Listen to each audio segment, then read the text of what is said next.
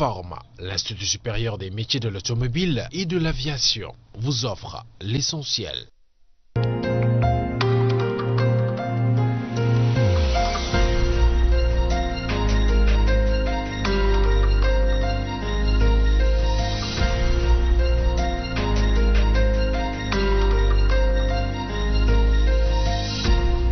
Bonsoir chers téléspectateurs, nous nous excusons vraiment pour ces quelques minutes, ces minutes de retard, je dirais plutôt. Un plaisir de vous retrouver comme tous les soirs, un plaisir de partager ce plateau avec Abdoulaye Mbow. Alors Abdoulaye, un retard dû aux embouteillages. C'est un autre boulot d'étranglement et ce qui impacte négativement sur naturellement l'économie du Sénégal. Effectivement. Mais néanmoins, il nous faut trouver des parades et je pense qu'il sera très difficile d'y mettre un terme, mais quand même on peut améliorer et je pense qu'il y a des projets en tout cas en question parce qu'on est en train de faire des chantiers, la construction d'autoponts. Effectivement, d'autoponts. Alors ce soir, nous reparlons encore de ces catastrophes que vit actuellement le Sénégal et pour en parler, nous sommes avec Abdoulaye Adji Mergane Kanouté, l'honorable député Adji Mergane Kanouté, c'est bien cela. Et vice-présidente des femmes de Benno Bokk Yakaar, c'est bien ça? Vous allez bien? Ça va bien, ça va, merci beaucoup. Donc je vous remercie pour l'invitation. Également, vous me permettrez de saluer les téléspectateurs de la Sen TV et m'excuser du retard, je suis désolé. Donc c'est dû à des événements donc imprévus. Également saluer donc le patron donc de la télé qui est Bougane Gueye Dany. Alors oui, nous parlons de ces catastrophes. 4 morts comme chiffre officiel pour le moment dans le chavirement d'une pirogue aux îles des Madeleines. Le président de la République, je signale, et le ministre de l'Intérieur étaient sur les lieux. Hier encore, on parlait de plus de 14 personnes tuées par la foudre. En plus de cela, les accidents de la route, les inondations. Alors le Sénégal traverse des moments un peu difficiles actuellement. Oui, comme tant d'autres pays, donc le Sénégal n'est pas une exception, même si nous aurions souhaité ne pas avoir des cas aussi tragiques et dramatiques. Et là, ça me permet donc de présenter toutes mes condoléances aux familles éplorées, mais également marquer toute ma solidarité à ces familles qui sont dans le désarroi. Vous le savez, vous l'avez dit vous-même, c'est des catastrophes. D'habitude où on retrouve une certaine co-responsabilité, aussi bien de notre côté, c'est-à-dire du côté des gouvernants, mais plus encore du côté des populations sénégalaises, des citoyens, dans la mesure où on se complaît dans une situation, on se dit que cela n'arrive qu'aux autres, et on ne prend pas les mesures nécessaires pour éviter donc d'être exposé, d'être des victimes. Parce qu'on a l'impression que maintenant il y a une inconscience collective dans la mesure où on peut prendre une pirogue, une barque ou un bateau dont le nombre requis est dépassé et cela ne nous dérange pas donc de nous y entasser. Et cela également, donc, il va de la responsabilité de nous-mêmes, de nos citoyens. C'est à quoi nous avons assisté avec le bateau le Joola, également avec la tragédie de Bettenty, où pour une embarcation qui doit prendre normalement 30 personnes, l'embarcation s'est retrouvée avec une contenance donc, de 72 personnes. Hier, ce qui s'est passé également avec cette pirogue, déjà c'est une pirogue artisanale, même quand c'est motorisé, et ça là également où l'État doit également prendre assez de mesures pour nous doter de pirogues convenables avec les normes de sécurité requises. Donc l'État a fait énormément d'efforts en ce qui concerne les bateaux, les pirogues et tout, également la sécurité. Mais il nous faudrait également, nous, une prise de conscience, plus de responsabilité.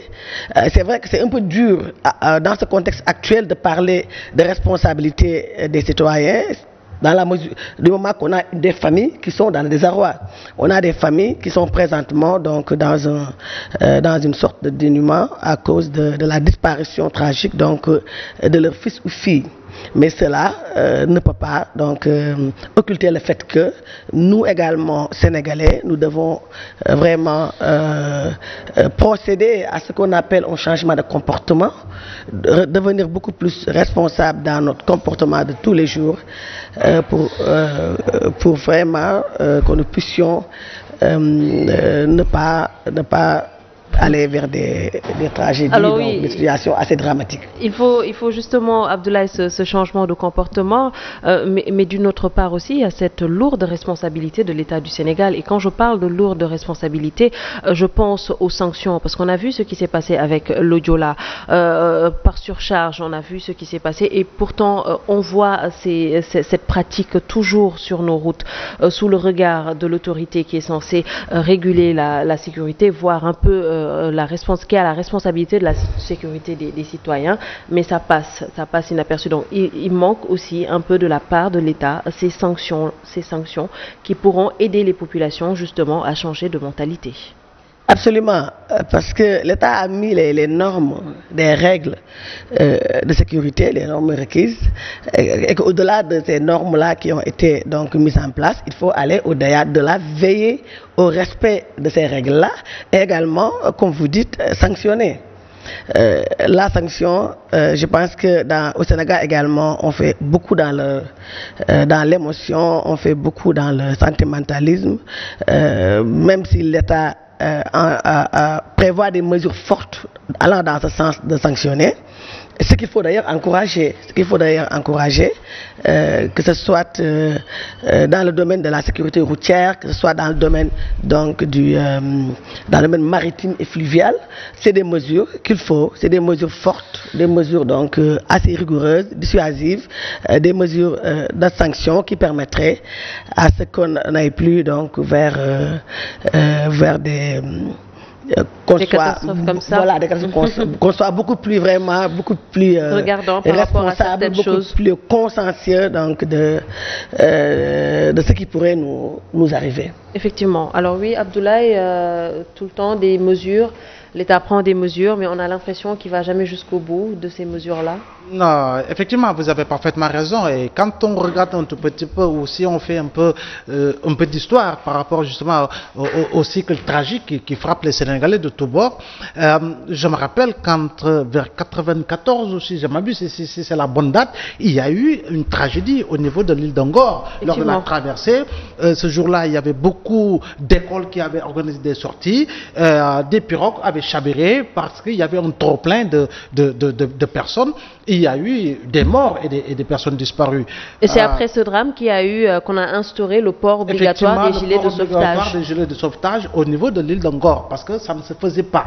Et quelques temps après, on a vu ce qui s'est passé le 26 septembre 2001 avec le chavirement du bateau le Joola, avec pratiquement 3000 morts. C'est l'hécatombe, c'est énorme, parce que c'est la plus grande tragédie maritime dans l'histoire. Malheureusement, les Sénégalais ne savent pas retenir les leçons du passé. Les Sénégalais donnent l'impression, en tout cas, d'être amnésiques par rapport à certaines tragédies. Et on a vu ce qu'il s'est passé quelques temps après, justement, la tragédie du bateau le Joola. À un moment donné, on faisait la queue pour monter dans les bus. On faisait tout pour éviter que les bus, les cars Niagagna et autres soient remplis. Mais quelques temps après, on a vu ce qui s'est passé suite au lancement, justement, du renouvellement du parc automobile à travers les Tata, mais circuler dans la rue, mais vous avez des sueurs froides lorsque vous voyez des femmes enceintes au bord de la porte, ou lorsque vous voyez des femmes porter des enfants, et effectivement, et qui s'accrochent au niveau de la porte. Mais écoutez, on se demande dans quel pays sommes-nous? Est-ce que nous avons des autorités qui assument pleinement leurs responsabilités? On se pose des questions. Et hier, on se posait la question de savoir si les Sénégalais sont bien protégés. On est en droit de se poser toutes ces questions-là. Hier, il y a eu chavirement encore, 4 morts, 6 morts, on ne sait pas. En tout cas, il y a un problème de nombre, mais moi, je me fie aux propos du ministre de l'Intérieur que j'ai écouté vers 13h, qui parlait de 4 morts et de 37 rescapés. Jusqu'à la preuve du contraire, mais néanmoins je dis qu'il est important, qu'il est opportun, qu'il est urgent justement que l'on aille vers des sanctions et des sanctions drastiques. L'autorité doit s'armer de deux choses: du bâton et du chocolat. Quand il y a non-respect justement des lois et règlements, il faut user du bâton. Quand il y a bon comportement du citoyen, il faut user du chocolat. Et je pense que si on si on adopte cette démarche-là, bon, les choses iront mieux. Mais malheureusement, écoutez, regardez ce qui s'est passé à Bentente. L'honorable député en a parlé. Mais il n'y a eu que des femmes victimes. Aujourd'hui, ce que j'ai vu sur Facebook, quand on dit, écoutez, est-ce que c'est parce qu'il y avait de supposés enfants de ministres ou en tout cas de parents de ministres que pratiquement certaines hautes autorités se sont déplacées.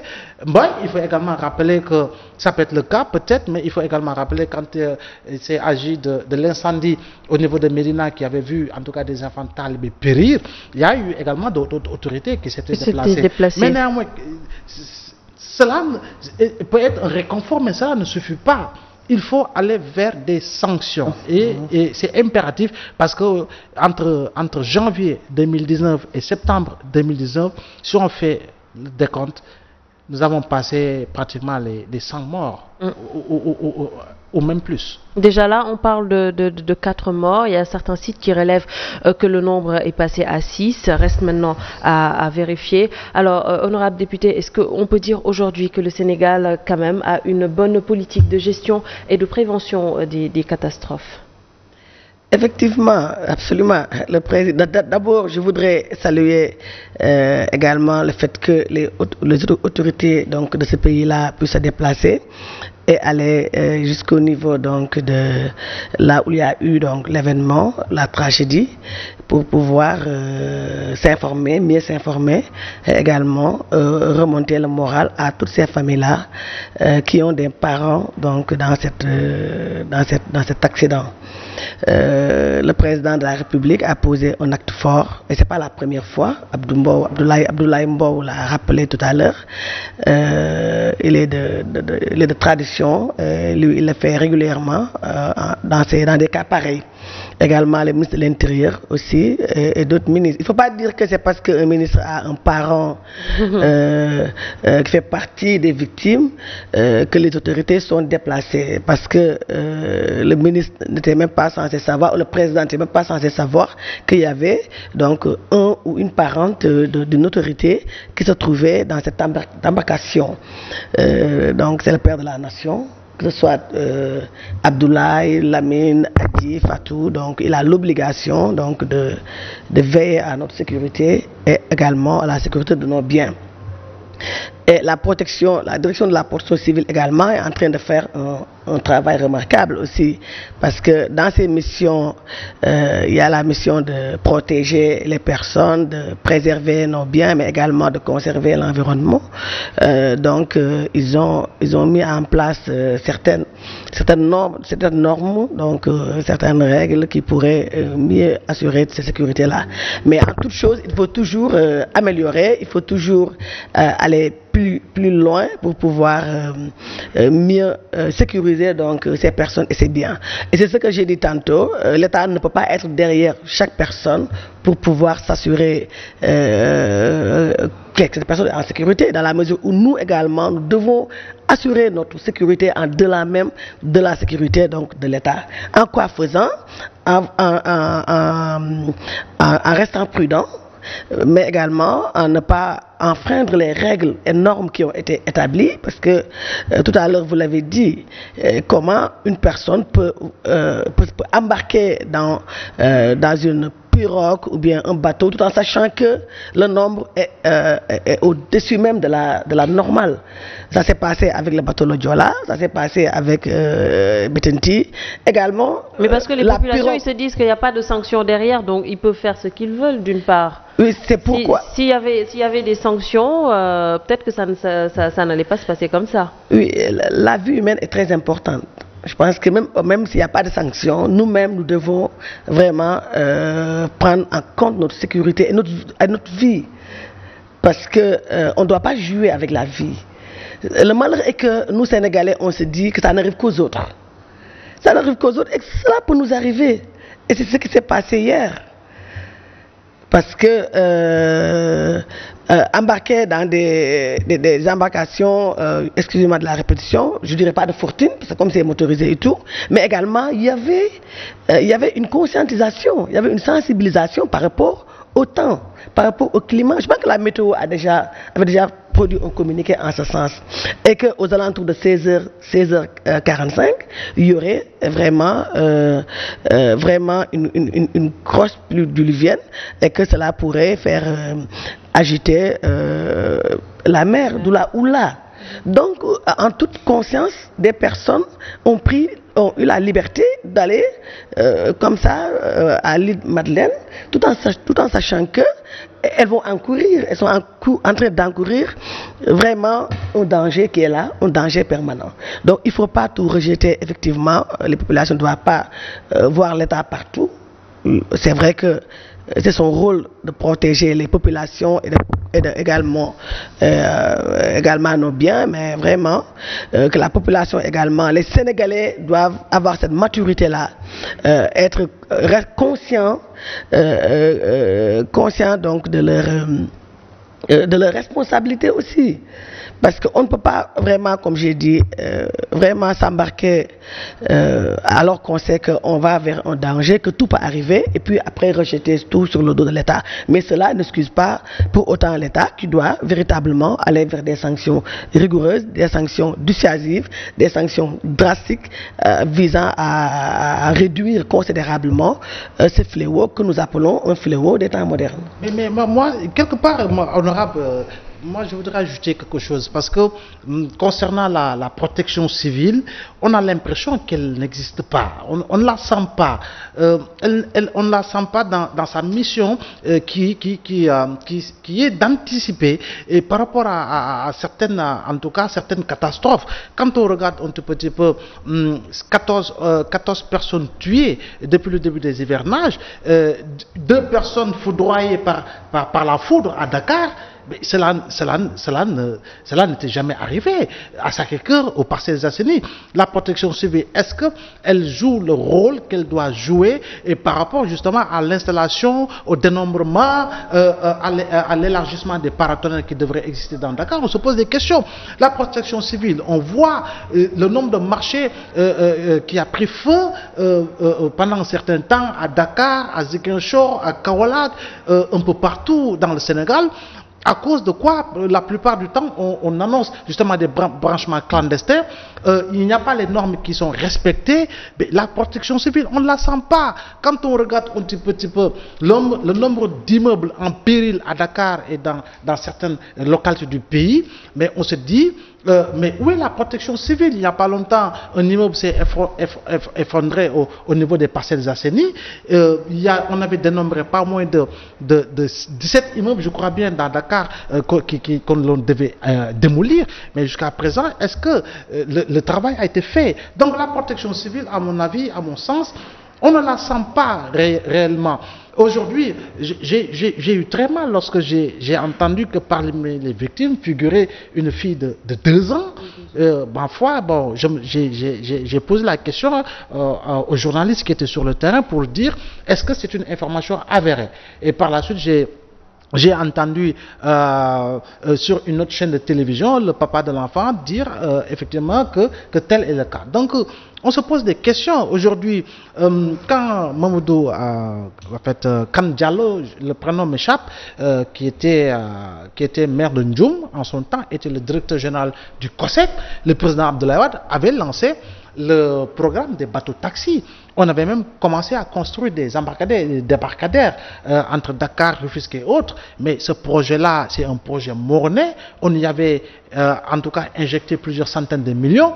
On parlait de projets de plusieurs milliards pour véritablement aller dans le sens de permettre aux Dakarois, aux Rufisquois et autres de pouvoir en tout cas emprunter la mer en toute sécurité à travers des bateaux-taxis. On ne les voit pas. Ces projets, on les a rangés. On devrait pouvoir faire un audit très clair par rapport à l'utilisation des deniers publics, par rapport à ce projet qui pouvait permettre justement à beaucoup de personnes qui périssent en mer aujourd'hui de ne pas le vivre. Aujourd'hui, quand on va à Guet-Ndar, regardons et faisons le calcul juste depuis l'ouverture de la brèche, le nombre de morts que ça a causé au niveau des pêcheurs. Donc, à mon avis, il y a énormément de problèmes et l'autorité semble être, en tout cas, donne l'impression de ne pas être présente. Il faut, à mon avis, aller dans le sens de mieux protéger les citoyens sénégalais. Il faut, à mon sens, aller adopter la démarche qui est la démarche de sensibilisation, mais la démarche d'alerte, mais qui sera accompagnée par justement cette menace brandie qui n'est autre que la sanction. Parce que la sanction, elle est dissuasive, à mon avis. Elle est dissuasive car lorsque l'on quitte le Sénégal pour aller au Rwanda, lorsque le Sénégal fêtait ses 34 ans d'indépendance, le Rwanda vivait un génocide qui a fait 800 000 morts.